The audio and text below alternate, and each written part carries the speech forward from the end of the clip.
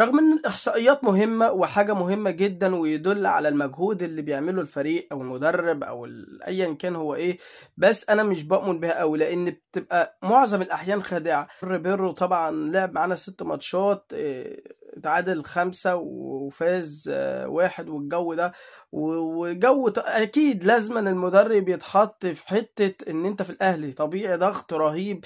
الجماهير ما بتقبلش غير بالفوز، غير بالمتعة، غير بالاهداف. ورغم ان انت عندك سكواد، احلى سكواد للاهلي اخر يعني من ساعة الجيل الذهبي تقريبا، يعني حرفيا يعني انت بتتكلم في سكواد عالي جدا جدا جدا. اللي مخوفني ان الاهلي بيلعب على النجومية دي، بيلعب على النجم.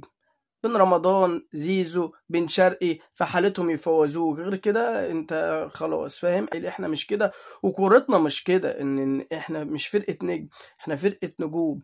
الفرقة النجوم ده بقى بتتعمل مين؟ اساسها مين؟ المدرب.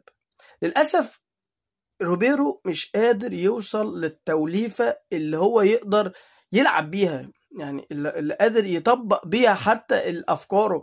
انا مش لاقي افكار، انا مش لاقي. المشكله ان انا مش لاقي افكار هو بيطبقها، غير بس ان هو بيخلي الحارس يباصي للمدافع ونطلع بالخلف يا فرحتي. او الاحصائيات فيها ظلم نوعا ما. انا ما بؤمنش بالاحصائيات يا جدعان، بس هتكلم كلمة حق. الراجل ده ناقصه حاجات كتير ممكن يطلعها، ممكن يطلعها.